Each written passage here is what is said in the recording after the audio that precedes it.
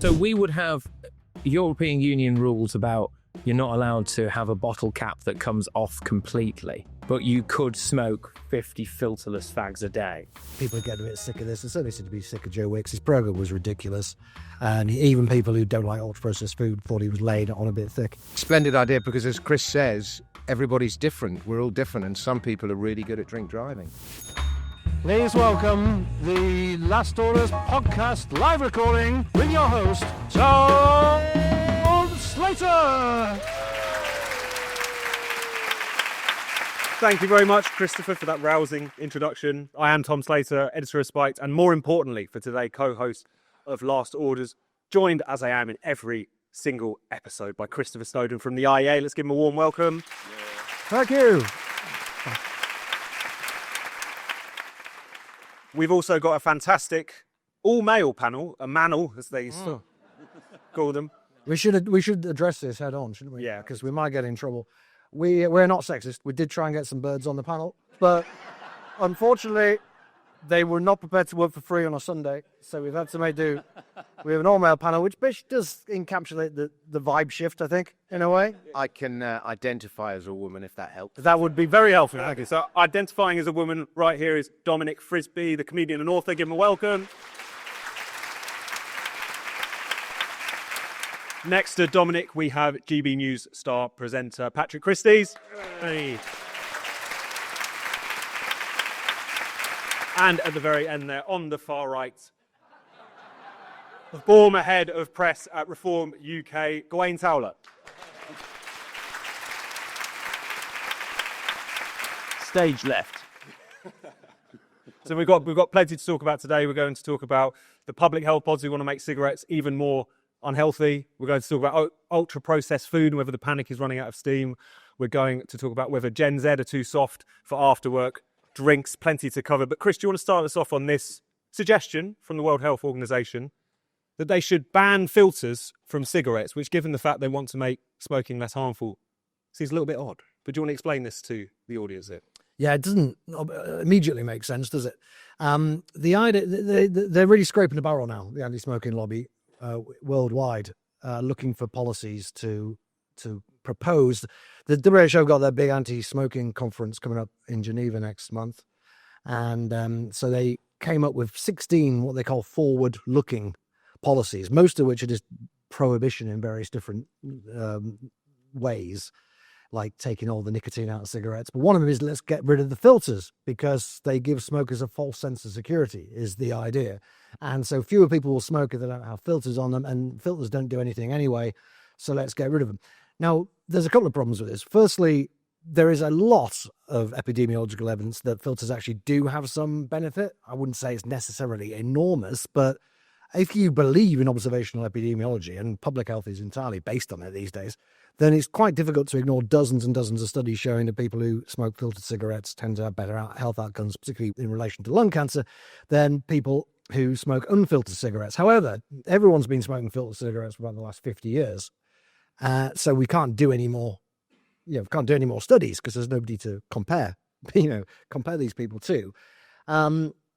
So it's a bit of a risk, you would think, because the chances are you're certainly not going to make them any better, are you? Let's face it, by getting rid of the filters.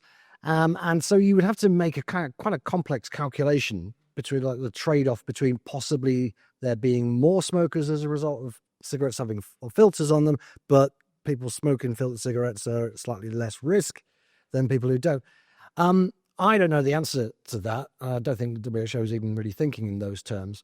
But it's the incoherence of the policy that strikes me, because we have in this country and in the EU, and it's in this country because of the EU, quite strict limits on tar and nicotine yields, right? They went down in the 1990s to 15 milligrams of tar, and then nicotine kind of goes down pretty much level with the, directly in line with the tar yields. Went down from 15, and then in 2004, and I noticed this as a smoker, I didn't realize why at the time, but I noticed cigarettes suddenly tasted less good. It went down to 10 milligrams of tar. And if they don't believe that, lower tar yields are any better for you, then why have we got these limits? You can't on the one hand say we're going to get rid of filters, but at the same time saying some cigarettes are more dangerous than others, which is the position. Plus, if you get rid of filters, you would have to get rid of these tar limits because you can't have a low tar cigarette without the filter. It's a filter that stops the nicotine in the tar being as high as it otherwise would be. So it's a completely incoherent policy. I wonder whether these people think that the EU is daft enough to accidentally ban all cigarettes by getting rid of the filters, and therefore every cigarette is going to be above the tar limits. But So the EU playing like 3D chess with this. they're not that stupid, EU bureaucrats. They're going to see what's going on. So it's very peculiar. It's a harm maximization approach, really, isn't it? When everything else seems to be, we're trying to get towards harm minimization with e-cigarettes and pouches. I don't know if they're going to ban seatbelts next or something like that to try and get people to stop driving. But it's all... it would make about as much sense. Gawain, you strike me as someone who might enjoy a filterless cigarette. Would you welcome this? Capstan and Navy cut nerves, players' weights and things. One of the good things about this, actually, is that I've often gone around second-hand shops and loved those little silver cigarette boxes that you used to use. And you can't use them with filter cigarettes. So if they get rid of the filters, maybe the cigarettes would bring it up. They're too long. They're too long. So therefore, if they do get rid of the filters, then I can use a really nice sort of 1920s silver cigarette box. So to me, that seems to be the only basic advantage. But no, this is the classic sort of. We can't have flavoured tobacco because people like it. We must make it miserable.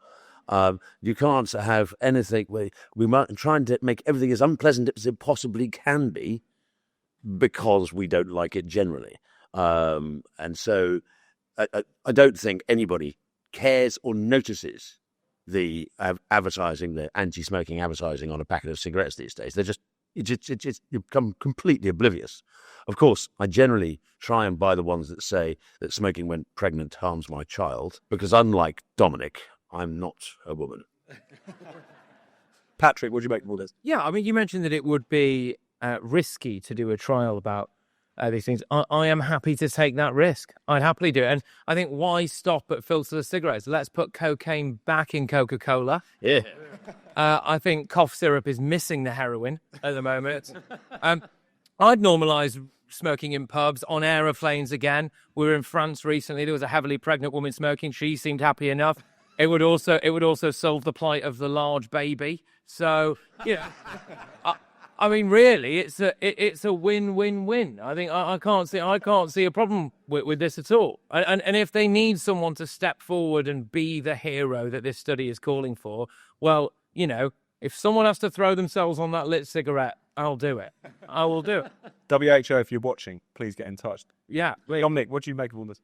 Well, it might also, just to add to what you said there, Patrick, it might also help this issue that we have of people living too long after retirement. Exactly. And another win. The looming pensions crisis. By the way, if anyone's looking for a business idea, I just, on listening to Gawain, one struck me, which is that I believe that second-hand or the 1920s silver cigarette boxes are trading at a discount to the value of their silver content. And so if you were to take these boxes and melt them down and sell the silver off as bullion with the current high price of silver, you might be onto a little earner. Which brings me to my other... Every time I hear you talk, Christopher, you talk about something to do with food or cigarettes, about which I know absolutely nothing. And then I'm just baffled. And I feel that by arguing about the merits or demerits of filters, you're sort of almost being dragged down to their level. And the bigger issue is that as you say, these companies are they've attacked tobacco, they've had their win, and they're looking for other things to constantly attack. And it's because the regulation has become such a grift. It's a big business. It's such a source of income to so many people that in order to justify the existence of them and their organisations, they have to keep finding things to regulate and be nanny-state all about. And I mean, I guess it's been going on since forever because we had the Puritans once upon a time. But unless we can find a way of cutting off this, what do they call it, the trough, The nanny-state. yeah, stop away, blocking them from reaching their snouts in the trough. It'll just go on forever in one form or other. Can I just ask on this? So we would have European Union rules about you're not allowed to have a bottle cap that comes off completely. but you could smoke 50 filterless fags a day. Yeah, that's like so the vibe shift. Only if you're older. So remember, we're going to have the generational smoking ban as well. So you combine those two things. So it helps with killing people. This is true, which is helpful. But bottle caps, Yeah. tobacco filterless, but not for somebody who's 24, but for somebody who's 25. Yeah, but you'd end up in that situation, wouldn't you, where you're in like the car park outside an off-licence, and there's a 41-year-old man asking a 42-year-old man to go in and get him a packet of cigarettes. Go on. In about 70 years' time, somebody's going to go to the tobacconist, the last remaining tobacconist, and say, "Can you prove your age?" And they pull out the telegram from the king. Operating a challenge 75 policy. While we're talking about crazy public health issues, Chris, let's return to ultra-processed food, a ongoing panic in the public health world and also in the kind of world of kind of popular health science. You wrote a piece in the past week about Joe Wicks, if anyone remembers him. I think part of the reason... You'd be very hurt by that. Exactly. The fact that no one does remember him probably is part of the reason why he's jumped on the ultra-processed food bandwagon. But do you want to tell us a bit about this? Because you see this as a sign that maybe the steam's coming out of this particular. Yeah, a little bit. I was just on a panel. Was anybody at the panel about ultra-processed food? Oh, yes, a couple of people in the cafe around the corner. That got quite heated. People still, I'm not sure, maybe it hasn't hit the peak yet. Did anyone see the Joe Wicks program on Channel 4 about ultra-processed food? Literally no. Got one. Glorious. It's not working, is it, this year? Yeah. Wow. The old television networks really are strong. Yeah, I was going to say, I was short Channel 4 on Monday after seeing that. Oh, well, I have to briefly describe it to you. Joe Wicks is not somebody I'm familiar with, or wasn't until I saw this program, because I didn't watch him doing star jumps on YouTube during the lockdown or whatever he was doing. But he was kind of famous, wasn't he, for a little bit during lockdown. And he's not so famous now. And as you say, Tom, it's possible that he's decided to jump on this bandwagon. People do when their careers start declining. I've noticed this. Politicians obviously do it a lot, but also Hugh Fearnley-Whittingstall suddenly became a poor man's Jamie Oliver a few years ago and was saying just the same things as Jamie Oliver. That was after his restaurant went bust. Jamie Oliver's restaurants went bust, although to be fair, he was doing the activism before that. Anyway, I digress. So Joe Wicks teams up with Chris Van Tuliken, who's the main ultra-processed guy, and they decide to make a protein bar, which is the most unhealthy food product that's ever been launched in the UK. So they put things in it which supposedly cause cancer, like aspartame. That's not me saying that, by the way, if the aspartame industry is listening, because there's no real evidence it does cause cancer. Anyhow, they make out it does, and some products or other apparently gives you diarrhea in very high doses. High doses of diarrhea. High doses of polyol, I can't remember what they're called. Doesn't really matter. But what does matter is that if a product does have a lot of this stuff in it, it has to say, warning, this product has a laxative effect, which presumably has a dampening effect on sales. You would think. So I think they put a lot of this stuff in there, and then they coated it in chocolate, and then they called it the Killer Bar. Supposedly launched it commercially, but I wasn't unable to buy one of these because it sounded all right, apart from the diarrhea. And it's just him. I mean, obviously the whole thing is a gimmick to draw attention to supposedly lax food standards in the UK and get him a bit of attention. You see his massive house in the program. That was the most interesting thing. And so, yeah, well, the reason I thought that maybe this whole thing has hit the high watermark and is only going to subside now is, firstly, it's been going a few years, and these diet fads never last more than a few years. Secondly, a lot of gym bros. I was introduced to sort of gym bro Instagram as a result of watching this program, because a lot of the people who are really keen on health and fitness and protein bars, for that matter, are these kind of gym bunnies, and they're very active on social media, and they don't seem to like Joe Wicks at all, and they haven't done for a very long time. Are you familiar with these people? Actually, you're nodding your head. I just don't like Joe Wicks because like during lockdown, when I just wanted to sit there and start drinking at 9 o'clock in the morning, he was telling me to do star jumps. Like, fuck off. Fair comment. So yeah, probably people dislike him for lots of reasons. A bit like Jamie Oliver. Not everyone hates Jamie Oliver for his activism. A lot of people hated him long before he got involved with that. Because he's just... Do you think annoyingers have gone out of fashion with the gym bros as well? Have they? Yeah. Okay. I was going to say, because Dominic, if anything, is our... Yeah, well, the healthiest He's a man on the nutrition planet. expert. Well, I just know that they're considered bad for you. I mean, protein is considered good for you, but you should get your protein through as natural a source as possible. Yeah, like protein powder. And apparently, Taken direct. I understand. along with your creatine and steroids, apparently, Joe Wicks apparently used to actually sell a protein bar as well himself, which raised issues of hypocrisy a little bit. Anyway, he doesn't seem to be very popular Where's with his the kind house? of people who might, I don't know. Just because it's more because I'm wondering if he's lost money on the house as well. That was His company has been, yeah, his bank account has been steadily depleting ever since 2021. yeah. Nature is healing and all that. Yeah. So, look, I don't know, maybe it's more hope than judgment, but I think you see people are getting a bit sick of this. They certainly seem to be sick of Joe Wicks. His program was ridiculous. And even people who don't like ultra-processed food thought he was laying it on a bit thick. Well, I think people are now sick of any kind of TV doctor or physicality person. Remember Dr. Hillary, who does the Good Morning Britain, told us all to wear not one but 2 masks and never go outside and leave your grandma for dead during the pandemic, and then turned up at Wimbledon, didn't he, without a mask on as well. I thought that was quite interesting. You've got Dr. Christian, do you remember him from whatever it was, where he did Channel 4? Embarrassing bodies or something. Embarrassing bodies. Motivator. Yeah, got caught out having a conversation about ketamine on Grindr with a young man, so he's obviously he's obviously the peak of physical health and everything. Yeah, like you said, Joe, Jamie Oliver ruined school dinners, didn't he? I liked a turkey twizzler as well, and that's gone now. Thanks, Jamie. But like you said, you described someone as a poor man's Jamie Oliver. Jamie Oliver's now a poor man's Jamie Oliver. he's gone bankrupt. So well done, yeah. This ultra processed food, is that the stuff that gets us fat? According to these people, yeah. It's Well, just, we've got fat jabs now. yeah, right. Doesn't matter. So why do we care? I don't. I don't. So that's it.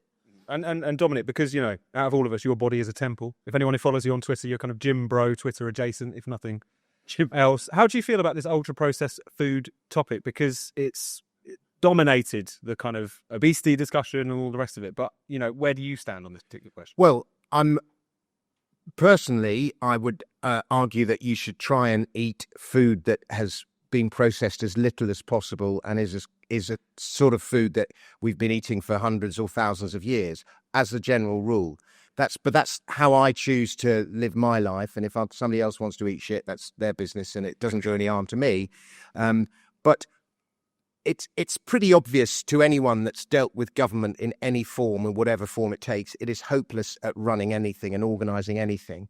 And its food regulation is as crap as everything else that it does. And I narrated a programme the other day. It was a hark back to the 80s, and they played this government education video recommending that you eat pizza because pizza is good for your health. So that's what the government thought in the 1980s. And I'm not saying pizza is bad for your health, but I think if you get that, fresh pizza's not the greatest thing in the world, but it's not bad. But if you get all the, the stuff you get that's been frozen and all that, then it isn't good for your health. And it's part of life's journey to do things that are bad for you and learn and grow. And I just think you just look around and a lot of people are not the weight that they want to be. And the government trying to tell you how to eat and how to live your life, it clearly doesn't work. So they should just out of it and let people make their own minds up. And I bet you will end up fitter and healthier as a result. You've seen the film Sleeper? No. Well, yeah. Woody Allen wakes up after sleeping for 40 Yeah. years, and he has this issue. He's got to be macrobiotics, this, that, and the other.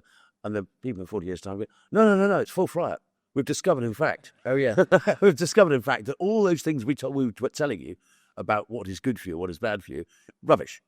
Just crack on. I genuinely think that in my lifetime, or so maybe certainly in Patrick's lifetime, they will say that sugar is a health food and we're not eating enough salt. The salt thing in particular, I think. So if you look at country like have very high salt. you have to eat, like the gym bros are saying, you have to eat salt every day. You've got to take a pinch of Celtic salt and it's good for you. But only a pinch. And like 4 or 5 times a day you should have a... Will it get back to the... So with that has already come full circle. Well, they're sweating a lot. I imagine they need a lot of salt. What we all do. It's good for you. Well, it's got no calories in it as well. So you think that... Yeah, Roman soldiers would give salt flavour. That's where we get the word salary from. Yes, I was going to say, with the introduction of central banking digital currencies and the digital ID, we can start paying people in salt again. Yes. Digital salt. That sounds ideal for you, Dominic. Digital salt, yeah, exactly. That really doesn't exist. The next step from crypto, your crypto salt. I mean, Chris, we talk about this issue a lot on this podcast, but I suppose it's easy for a lot of people to get lost in it. What even is ultra-processed food, if you had to put it in a nutshell? Do the people talking about it even really know? There is a bullshit classification system called NOVA. It's always written in capital letters, and in medical journals they always have to follow it by, in brackets, not an acronym, because it was just something that they thought sounded quite, scientific, I guess, but it literally doesn't mean anything at all. Which is fitting, it seems like, for what you're about to Really, yeah, because the whole thing is just a mirage, really. And there is a technical definition, but Chris Van Tilliken is quite right when he says you don't need the technical definition, because the layman's definition works just as well, which is any food product that's wrapped in plastic and contains at least one ingredient that you wouldn't have in your kitchen. That is as close to the actual definition as need be. And it's obviously a ridiculous definition. What's plastic got to do with it, for a start off? Cooking is processing, isn't it? Basically. Yeah, but that's the difference between processing and ultra processing. To be fair, they're not completely against processing. They prefer things to be minimally processed, as you do. Finders crispy pancakes? Absolutely not. Anything that's got any kind of preservatives to stop it going off, they're against. Anything we've got any additives to make it taste better, and any emulsifiers, they're dead against. But they can't actually specify which ones they think are dangerous. It's also very often, I don't know if anyone's had some personal experience of this, where you go to the doctor and the doctor says, sorry, you're a bit overweight. My doctor is fat as fuck, right? He's the fattest person I've ever seen in my life. His gut spills over the desk with these big sausage hands trying to type up on the laptop, and he's going, oh, you're a bit too fat. But you look at, again, these people that give you advice. The Germans had a health ministry who looked like she'd eaten the other German health. That was Belgium. I know you mean Belgium. Well, hey, same. It'd all be the same. It wasn't for us, mate. No, but then you look at that and you think, if these people giving health advice, right, aren't particularly healthy themselves, are they? What was that TV doctor who died doing a long walk in the searing heat? Michael Mosley. Yeah. Right, okay, so he could have done a programme, couldn't he? Right, when you're on a Greek island in 45-degree heat, don't leave your wife and kids and go out wandering around the hills. He did that, he died. I mean, everyone's going, gosh, he's a sad loss to the medical profession, isn't he? Yeah. Well, and he had a series called How to Live to 100. They have to broadcast it posthumously. Don't go on a walk in the middle of the day, yeah. I want to shift now to talk about after-work drinks. There was a study that was put out by the IPPR think tank, which found a couple of things. One of which is that Generation Z are really boring, because about 38% of them feel pressured into going for after-work drinks. And as a consequence of this, because they can't handle it, a lot of them are calling in sick, which the IPPR reckon is really harming UK productivity. So it's a kind of whole theory as to why we're in the mess that we're in. Gawain, you strike me as someone who enjoys an after-work drink, a during-work drink. Yeah. What do you make of this? And is this something you've noticed amongst Generation Z? I think it was exacerbated. That's a serious answer. It's exacerbated by COVID, when working from home and all that rubbish. So therefore, and once people came back to the office, the idea of going out for a drink with your colleagues has died a death in many places. And I think it's an absolute disaster. I think there should be, you're doing PHSE, whatever it is, at school. You do sex education, this, that, and the other, and civics and society. And I think as you hit the sixth form, there should be compulsory drink training in order that they can become acclimatized to society. And in all sections of society should be having compulsory drink training. So when they get into the workplace, they can enjoy the workplace. Yeah, but they're not at work. See, this is the thing. That generation, Gen Z, 14.5% of them are unemployed, right? So they can't afford the booze. So forget this, like, oh, I don't really want to go to the work drinks. They don't want to go to work. That's the main problem. It'd be nice if they went to work and then went for the work drinks. But also as well, like, look, I mean, honestly, it's a bit ridiculous. I mean, the way to get around this is just do what I do, which I just used to drink at work, which was quite, and then all the way through. And then by the time we came to the work drinks, I was passed out somewhere. So that removed the obligation. I think the other thing that they're not saying this is that they don't want to go to the after work drinks, because it looks like an absolute nightmare now for Gen Z. It's like, oh, you're at the bar. What can I get you? Oh, hi, Jill. You look nice. That's a HR complaint, isn't it? Straight away. You sexually harass Jill by complimenting her earrings. Yeah, this is the thing. Chris, is this something you've noticed? You must have a lot of interns running around the IEA. Westminster seems to be completely immune to this. It's just constantly full of people drinking after work of £8 a pint, even like 22-year-olds. Yes, straight out of university. I don't know how they do it. I guess they get bought a lot of their drinks by me quite often, to be fair. It's extremely upsetting. I mean, to try and make a serious-ish point, I think that afterward drinking is actually very important. Just generally, what they would call, I suppose, professionally networking is really good for bouncing ideas off people and meeting new people and meeting potential business contacts in any way of life. It's just a shame that certainly in this city, it's really so expensive that more people simply can't do it. And also, I think it comes down, this is my own personal theory here, Tom, but I think it comes down to the absolute erosion of lager in particular in this country in the last 10 years or so, where you go to the bar, used to be like, be a kid in a sweet shop. And now it's just like, can I find one beer here that is not going to make me feel sick? Because half of it's craft beer, which is on its way out, but not far enough down yet for me. Or it's reformulated lagers that used to be great. I was in Belgium last month, had a Stella Artois. 5.2% Stella Artois. Unbelievable. Come to Britain, 4.6%. Can't even beat your wife on that. Absolutely horrendous. Yeah, it should live up to its name. It's horrible. There's a new Kronenberg out, which is, anyone tried it? It's absolutely shocking. It just all tastes like water. So if you're a young person, you've never known a proper cigarette, because I've always had filters on them and been regulated by the EU, and you've possibly never even known decent beer. There's only Moretti and Guinness that you can actually rely on these days, in my opinion. I'm the voice of Birra Moretti. Are you? Yeah. Are you sure? Should do the ad now, Don. Give us the Birra Moretti. Yeah, what? Something taste of Italy, something like that. Oh, you really? They couldn't get an Italian person to do it? I am Italian. Oh, are you? I'm quarter Italian, yeah. And I can be a female Italian if you like. But yeah, my granddad. Maloney. Is that's good enough? Could you play in the Italian football team on that basis? Maybe no. No. After Brexit, I was looking into getting an Italian passport, but I wouldn't be eligible because my grandparent. It was actually my great grandparents that came over who were Italian. But yeah, my granddad was Italian.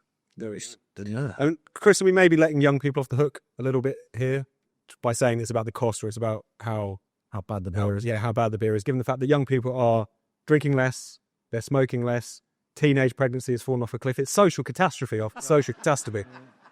Is this not just a generational shift, I guess, that we're seeing? Are they just getting a little bit less likely to want to go out and do things? I don't know. As the voice of the youth on this panel. I don't like generalising. I used to like generalising a lot about younger people, but I've gone off it a bit recently because it's so stupid, really. The very idea of generations is kind of daft. I was looking into the 6-7 meme the other day. Are you familiar with the 6-7 meme? It's absolutely hilarious because it just doesn't mean anything at all.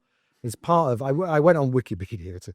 I was like some 90-year-old judge researching the Beatles in 1960 going, what's this? Because my daughter was saying it.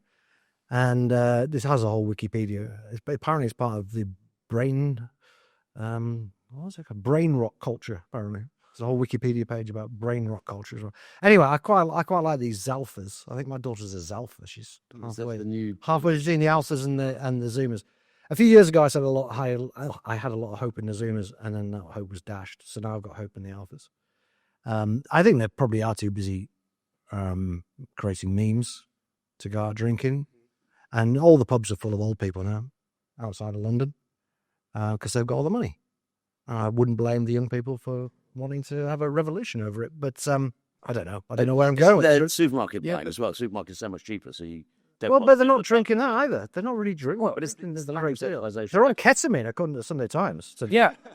But it's also the issue around drink driving, isn't it? Again, another way that they can't afford cars. You could get around it is, if we legalise drink driving, you'd reduce the amount of offences by 100% overnight, wouldn't you? And that means that people in rural areas could go to their local pub, have a skinful, and drive home. They do that anywhere else. Yeah. I've got 4 kids aged 18 to 24, and one of them drinks more than I would like. And another one doesn't drink at all. Another one drinks a bit. And then the other one, who's 24, he kind of binge drinks. He won't drink for 2 weeks, and then he'll go out with his work colleagues, get bullied. and when he goes out with his work colleagues, he drinks absolutely loads, and then comes back and then vows the next day never to drink again. Oh. And that keeps him off for about 2 weeks. So I think that's sort of fairly typical of the pattern among the youth, I'd say. But there is pretty sure they don't. That's not the point. Well, exactly. You can't draw any conclusions. Exactly. Obviously, yeah. But I, People are different, as it turns out. well, who'd have thought? And but I'm pretty sure I drank more. But maybe it was in my later 20s that I drank more. I can't really remember. I'm literally drinking. I'm literally drinking out of the hip flask now. Yeah. Do you want to show everyone your hip flask, by the way? My young Stalin hip flask. I bought. I should Is explain. that silver? I doubt it. I bought it in the Stalin Museum in Gorey, Georgia, which had a lot of merch, which I think he would approve of. Was that, wouldn't it? I got a young Stalin T-shirt. I said, Very good looking, extra when he was large, young, wasn't he? good haircut. Yeah. He doesn't look that fat. Well, he's not fat. Was it extra large T-shirts? Vodka dog. No, for me. Right. I'm quite fat, and they sold me the T-shirt, and I went back to the hotel, tried it on. It was extra small, pretty much. We showed Soviet production standards still going in Georgia, but I gave it to my daughter, who didn't know at the time that she was wearing the face of one of history's greatest monsters. Spotlight it. While we're talking about the great villains, Chris, do we want to do a brief Let me. Lucy Letby corner? Shall we turn to Lucy Letby hang on. corner? Lucy Letby corner. People were actually singing along over that, but this is how much this segment has taken off. But Chris, what's the latest in Letby world? The latest is she's still in prison, Tom. Gotcha. She still refused to waive privilege, and she's not going anywhere. Apart from that, it's been a pretty dry couple of weeks for local news, to be perfectly honest. Apart from Phil Hammond writing his usual article in Private Eye, nothing seems to be happening. She's in prison. That's where she's staying. There we go. So unless the panel got any burning takes on Lucy Letby, let's go out for some questions. I understand we've got some microphones in the room. You can ask a question about anything that we've been talking about, but just anything on these topics, anything you've always wanted to put to Chris or any of our panel. Let's see a show of hands. There's one in the back there. And there's also one gentleman in the middle there, if you want to go to them. Hello, it's just an observation. I've driven down from the Caliphate of Birmingham this weekend. Straight away. Mainly to get away from the rubbish bags, so it's been a nice weekend.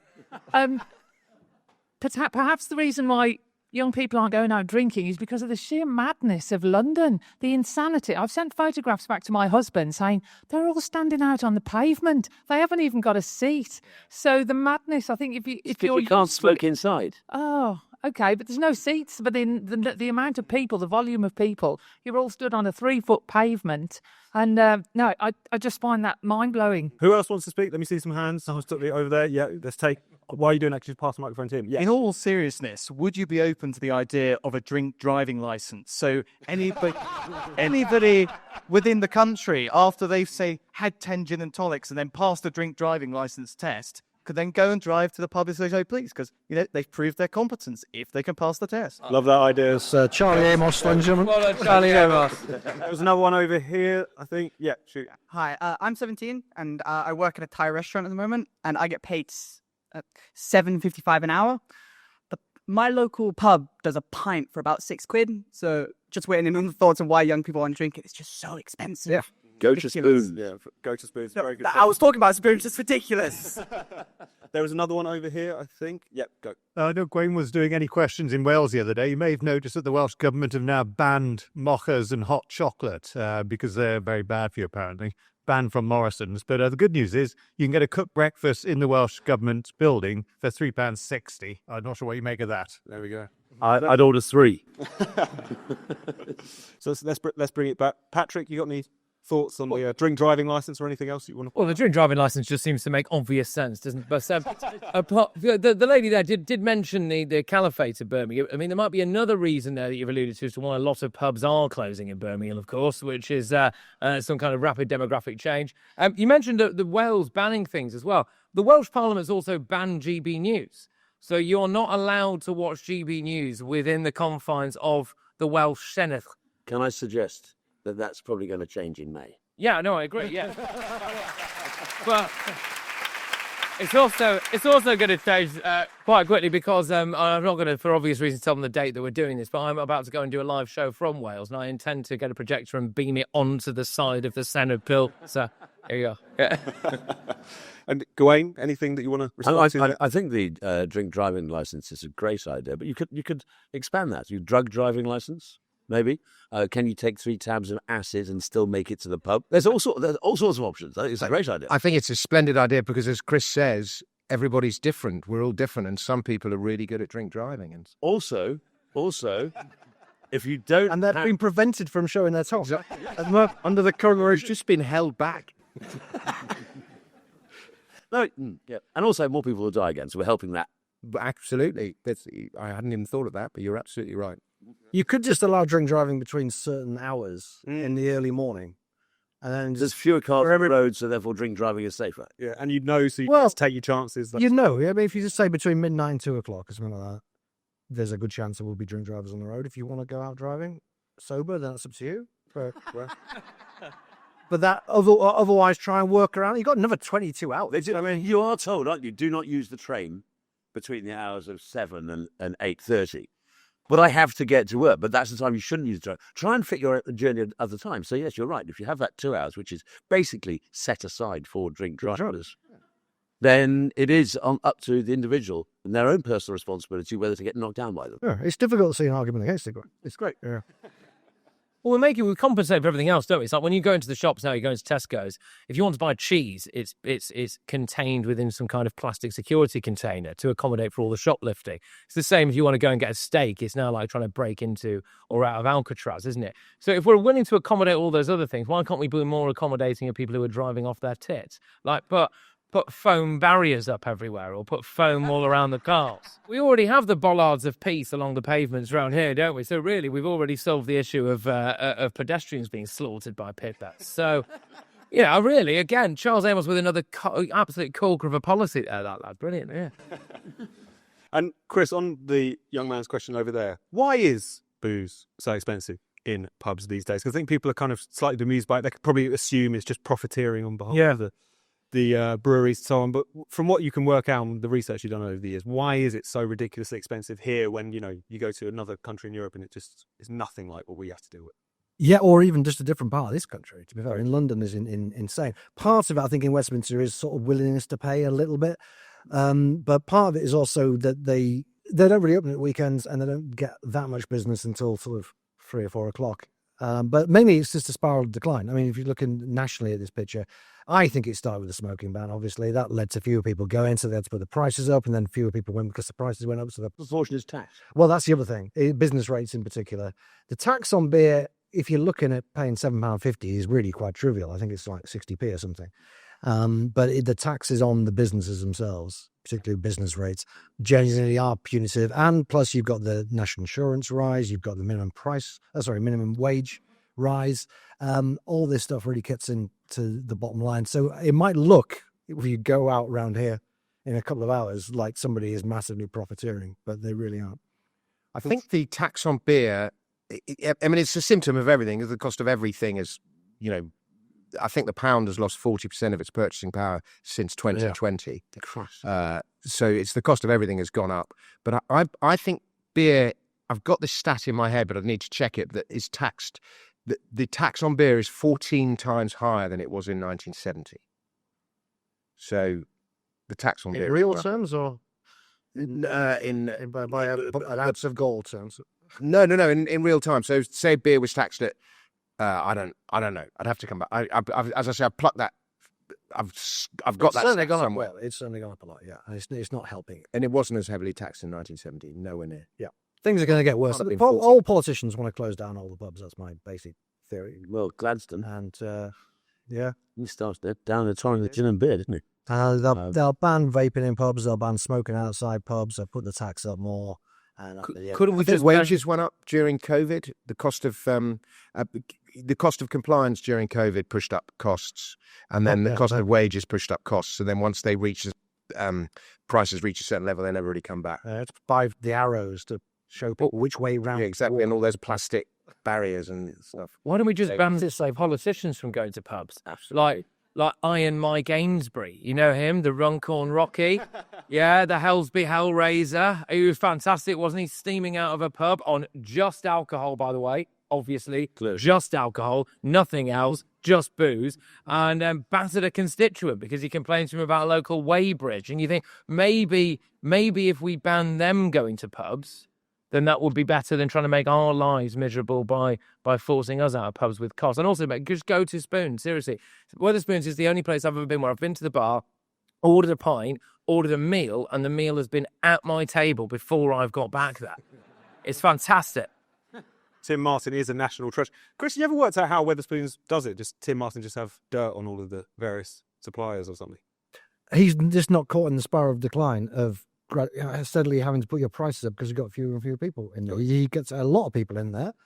There's this kind of urban myth that he buys beer that's on the turn. Has anyone heard this? It's not true. If you think about it, he's got a lot of pubs, and brewers are not going to be overproducing systematically like that, especially not Ruddles all the time. For some reason, beer you never see anywhere else outside of Wetherspoons, where it's £1.49. He just has a lot of trade, and if you have a lot of trade, then you can sell at a cheap price. That's what all pubs used to do when lots of people went to the pub. All right, let's go out. Just if you care, there was apparently, according this is Grok, VAT was 0% in 1970. It's 20% today, so that's the big thing. And then it's the duty is based on the alcohol content, and but it's explaining why your Stella I'm Britain is shocking. Well, yeah, No, and it's partly my fault. but it's something like 11%. It is partly my fault. I've never got into this before, but I wrote a paper for the IEA a few years ago, about 10 years ago, saying we need to move towards a rational alcohol taxation system.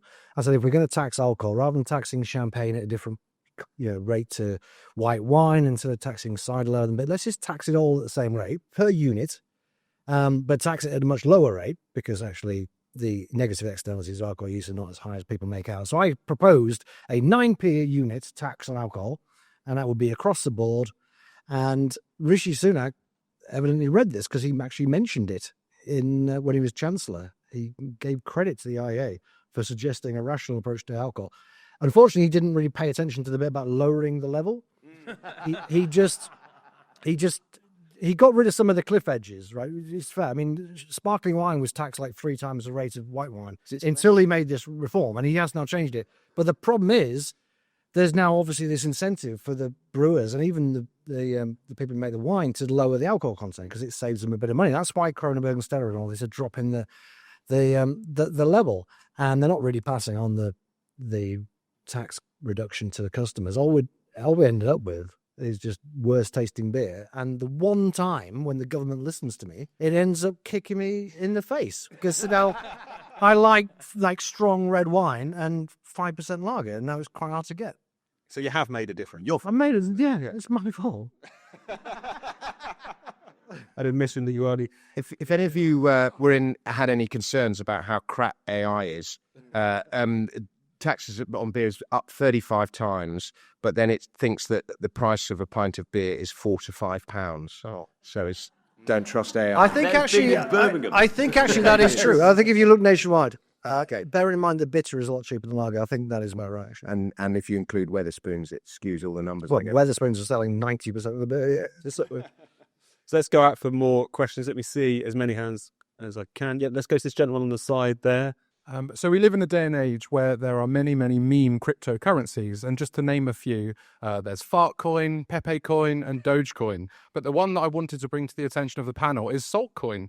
So if you really wanted to, you could return to being paid in salt digitally. There you go. There we go. Oh, fantastic. really nice. Yes, in the middle here. Do you want to pass that mic? Just sit here while you speak it. Yeah, go. Stand up. Oh, gosh. I'd like to see beer or alcohol in pubs cheaper than in the supermarket. I think local pubs are a great institution, and I think they're good for your health, they're good for neighbourhoods, and we should be encouraging people. I'd also like to see less of the ID in pubs. When I was young, we went in the pub before we should, and we knew how to behave. We didn't wait till 17 to go absolutely mad. The landlord was watching us. He knew we were young. We knew we were young, and we behaved ourselves, and we learnt to drink in a civilised way in pubs. Let me see some more hands. Who else wants to speak? Do you want to pass the microphone back just a couple of rows, and then Yeah, just to bring a bit of sort of the female into the room, as you couldn't find anybody to invite onto your panel. I just wondered, I'm very interested to know the panel's views on which of the following activities you're biggest fans of: yoga, Pilates, or wild swimming. Nice. That's a great question. Yeah, nice. Question over here. Who's got the microphone? There we go. Yeah, you're all very nobly concerned with the health of the nation, which is great. So we've been talking about smoking, ultra-processed food and drinking. But we all need to relax because the whole country is now getting so much exercise every day. We are in 2 groups. One group going around all night, taking down the flags, The other group, all through the night and through the day, poison up again. So Who needs Joe Wicks? Is there any more out there? Anyone else want to speak? I'll grab a couple right at the back. There's someone. Have you heard anything from the Ghana Drunkards Association? Have we heard anything from the Ghana Drunkards Association? That is a last orders deep cut, and we should definitely respond to any more before we come back. Anyone who wants to squeeze a question in? No. So, Chris, do you want to start off with that? Because you should probably explain to the good people what the Ghana Drunkards Association is and what association with it. I imagine everyone's familiar with the Ghana Association. This is an organisation who threatened to take their 16.5 million members out on strike unless the government of Ghana dropped the price of alcohol. I must admit, I never got around to emailing. Thank you for the reminder. I'm still thinking about moving to Ghana, so I need to do that. So nothing to report, but I will contact the guy. He's called Bone Dry something. It's got a very cool name. It's a bit counterintuitive, though. Yeah. I'm thinking about moving to Namibia, actually. Oh, really? Yeah. They I don't know if they got a Drunkards Association, but everything else about it sounds great. They drive on the same side of the road as we do for some reason, and they don't honk their horn. Those are your two criteria. I saw a map of And a thriving the world superculture, according to how I hadn't looked into that. Drink driving, legal. No, it's not. But there's only about 3 million people there. It's massive. And while we've got you, Chris, yoga, Pilates, wild swimming. Well, I've been wild swimming, so I suppose that's my favourite. I mean, Is that just called swimming? Not in swimming like in a river or the sea, I think. Okay. There's nothing more to it than that, is it? I don't really know what Pilates is, and I don't like the sound of yoga. The drinking in pubs, I said on the pod a few months ago, everything should be 16 now. They're trying to make everything 18 or 21 or whatever. Everything should be 16. It was all right to say, you can't do these things, gambling, drinking, smoking, whatever, until you're 18, when they didn't enforce it, because everyone could turn a blind eye and you could give people a couple of years either way. But now they enforce it rigorously, drop everything to 16, except voting. Oh, no, even voting. What the hell? Let's be fair. Let them vote as well. You're never going to get cheaper beer in pubs for obvious reasons. They've got the heater premises and employ people and wash your glasses and take them away again. So, look, let's not be anti-cheap booze in supermarkets. Let's have cheap booze somewhere. If we can't be free, let's at least be cheap. And Gawain, what do you make of this point about how young people just sort of lost the habit of drinking because it's been so rigidly enforced, all these rules? Challenge 25, challenge 35, I forget where it's at this point. Do you think young people are not being kind of socialised into pub life? I do think that's part of the problem and part of an issue. But it is clear the authorities, those who are better and more moral than us, have this thing with people having fun. And if they see fun, they tax it, or they regulate it, or they make it more miserable. And there's also the resilience thing. I used to have a rule that I didn't care if my staff, my team, went out on the blitz as long as they were in for 8:30 in the morning. I didn't really care. I think it was normal. I'm weird. I've never had a hangover. That's because you never sobered up, mate. You may have a good point, given I got it at 5 o'clock last night. But that side of things, we all talk about resilience. Resilience is constantly being mentioned. We've got to encourage resilience, but we don't. We encourage the opposite. It's all anxiety. It's all this. It's all the other. Oh, poor you. I mean, if somebody rocks up into work and they're looking slightly bloody, surely you should laugh at them. It's all your own fault. Yes, I'm glad you're in. I'm glad you turned up. You may be dead at your desk, but at least you turned up, and we can all laugh at you. Patrick, anything you want to come back on? Yeah, I did goat yoga once, to your question there, which is a thing. So if someone decided that you do yoga, but you introduce some goats into it, which sounds like a cute idea, apart from the fact there's shit everywhere, and then you're covered in goat shit and you pull your hamstring. So, and then you're wearing lycra as well, like a weirdo. So you go. I think the ID thing, I think heavy duty ID exists sometimes to make middle-aged women feel like they've had a good day. So, like, the amount of times that, like, my mum called me once to say, I've just been ID'd. It was the best day of her year. So maybe we have a policy that you only see women who are visibly above the age of 18 are allowed to be ID'd just to give them a lift. Maybe that's something. But on a slightly serious note there, by the way, I can't remember who it was now about the cheaper booze in pubs. I would personally, I think it's a great thing to have significantly cheaper booze in pubs than in shops, because if you can get it cheaper in shops, what do? You buy booze in bulk, you go home, you lock yourself away, and you drink to vast extents on your own, in your own home. And that is, I think, significantly more dangerous. It's a kind of a highway to alcoholism, basically. Whereas if you are in the pub, all right, you obviously still get people who make a fool of themselves, but there's a bit more accountability, right? If you're covered in your own piss and you can't talk anymore, someone will probably put you in a taxi home. Whereas if you're already at home, then you can just have another one, can't you? So, yeah. Yeah, I mean, it's a superb idea. All great revolutions started in the pub. They didn't start at home. And you need the liberalisation effect on the mind of alcohol to free up conversation and have bright revolutionary ideas. I look back at, I've just founded so many companies over the years with strangers that I've met in pubs. And none of them have ever gone anywhere, but they... The intention was there, and that's the main thing. I'm both proud and ashamed to say that in the last year I have practiced all three of yoga, Pilates, and wild swimming. That is the kind of awful person that I've become. And your favourite? I think the favourite's got to be wild swimming, because it is actually exciting. Yeah. Because you can't see the bottom and you don't know what's there. But it is quite thrilling. We swam in a lake in Slovenia, and we swam in the Thames and of course in the sea, and it is thrilling and exciting. Yeah, you swam in the Thames. I don't think I'd fancy swimming in the Thames. I've only ever swum in the non-tidal Thames, which is upstream of Teddington, and I've swum there many, many times. I lived for a bit on Thames Detton Island, and you just swim off the boat off all the time. But I don't think you're allowed to swim in the tidal Thames, but if you look at pictures of Victorian Britain, people swam in it all the time, and there are actual beaches there. There's a beach right between the National Theatre and Southwark Bridge. There's actually a beach that you see there, and so I'd love to go swimming, but I just don't think you're allowed to.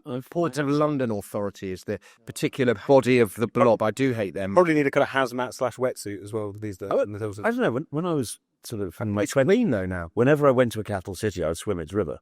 And I've done the Seine. I've swum off Battersea Park, and that there and back. Normally because I was drunk. Right. And you swam? I've swum across the Thames from Battersea Park. Battersea Park and back to Chelsea and back. Yeah. Oh wow. But I've done that in Paris. I've done I'd love to see that. Brussels and various other places. It's just been. Did you survive? Well, I'm here.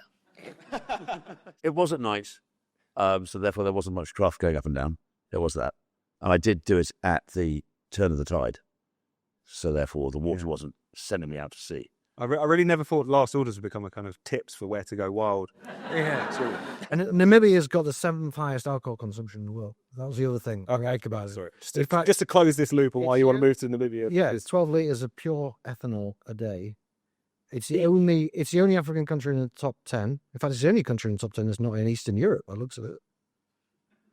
And they drive on the left and they don't honk the horns. What's not to like? Am I right in saying Belarus is top? I think it was Lithuania. Might be a bit tricky getting in and out of there these days. It's number 1 is Romania. Oh, followed by...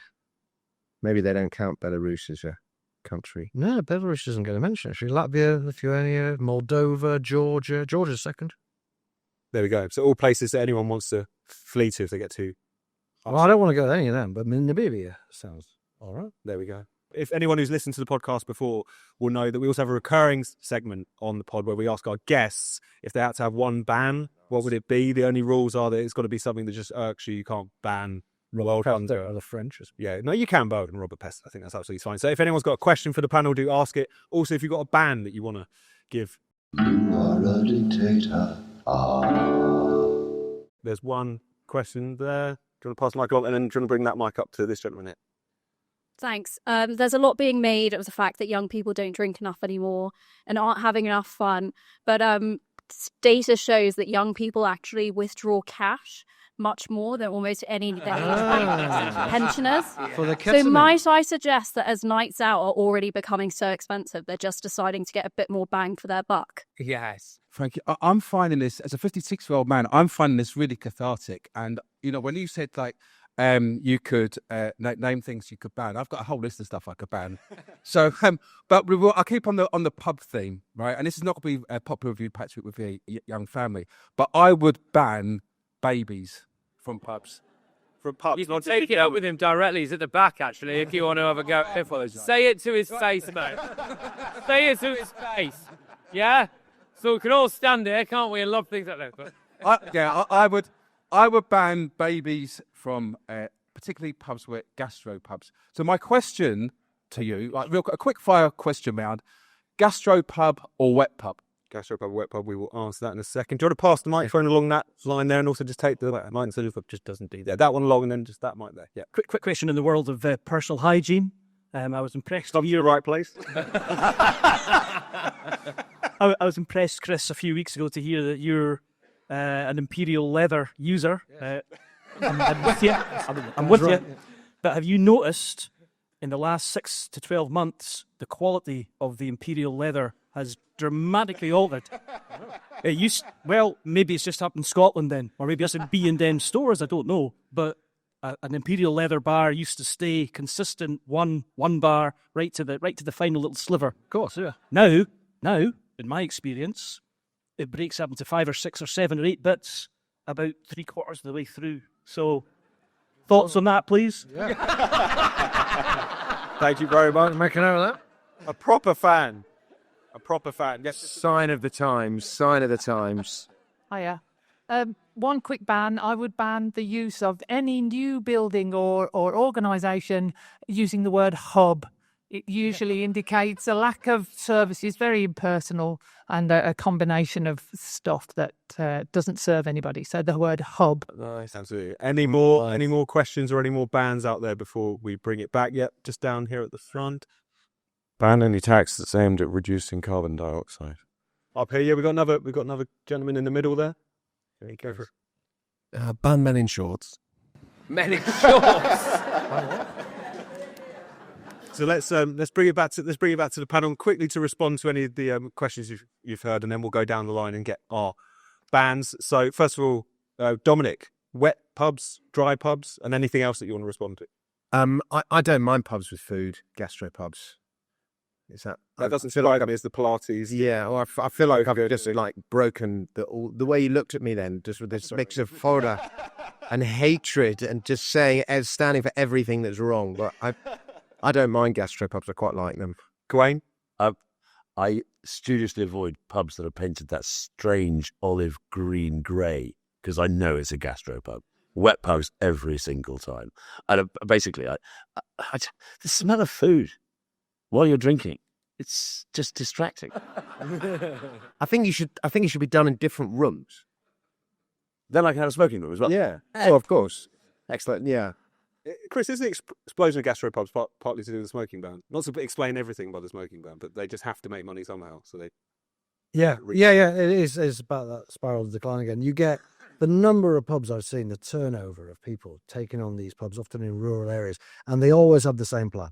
We're going to charge £17 for fish and chips, and people are going to come from all over the eat area. Dreadful great. And they spend hundreds of thousands of pounds refurbishing it because the previous people have done exactly the same thing. This is a lot to do with the tie, and the pubco tied pubs, because the way the pubcos treat their publicans, somebody comes in, they do it for a couple of years, they get screwed over by the pubco, they can no longer make money, the pub goes into dilapidation, the locals stop going, and then they leave and they're in debt, and they bring in another young publican who's not done it before, and the whole process goes round and goes round. Yeah, the pubcos is not great, but I'm thinking more about independent pubs where it changes hands, and these people never think, why is this pub changed hands 19 times in the last 20 years? Like, we can fix it because we've got this. I know a bloke who's quite good at cooking, and we'll just sell really expensive food. And some pubs can do that if it's genuinely good food, but most obviously can't, and then they go bust. The whole thing's like this, almost a scam, really. Patrick, do you want to respond to the man who wanted to ban your baby from? Oh, no, that's right. Well, actually, we brought him today and we thought, oh, this will be nice. He's 6 weeks old. And then he did a massive sick. So he's already in the bad books. He's in the bad books. He should be banned from everything, I think. But I actually wanted to address the bloke who said he wanted to ban men in shorts, and just firstly say I hope that's not related to some traumatic event when you were at Scouts. But then also say I agree with you. I'd narrow it down. I'd narrow it down to blokes who are wearing lycra when they're cycling, because they always think they're in the Tour de France, don't they? These fat middle-aged blokes who go there, and it's the Tour de Fat, isn't it? And they cycle three abreast, and you can't get round them on a country lane. I'd ban them or use them as Skittles with my cart. So yeah, fair enough. Absolutely. On the imperial leather issue,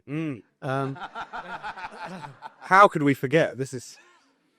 I haven't noticed this particular form, and it seems to still stay in one piece for me. I have noticed that the all-important label is coming off sometimes sooner than it should do, and it seems to be made of inferior fabric or plastic, I suppose, to what it used to be, or inferior glue. But it used to be quite a hard rectangle, didn't it? It was more or less made of Essentially foil, metal. And the now, last slither of soap was the one directly behind the yeah, metal exactly. strip. It was the last thing to go, and now it's slipping off. I see it on the side of my bath. So standards have slipped, but it's still a very good soap and infinitely better than shower gel, which should be banned. While we're on the subject of bans, because I know Gawain's got to make a swift getaway shortly, so let's go to that section where we ask our guests if they had to have one ban, what would it be? Let's start with you, Gawain, because I know you need to run off and prep for another session. So if you had to have one, what would you pick? High vis. Yeah, high vis on crocodiles or children. High vis on crocodiles and children. It is an uglification of the country. You've already got one person in the front and one person in the back. You don't need the high vis too. There we go. And Gawain has to make a quick getaway, so could we just say thank you to him? And Well done, Gawain. Well done, mate.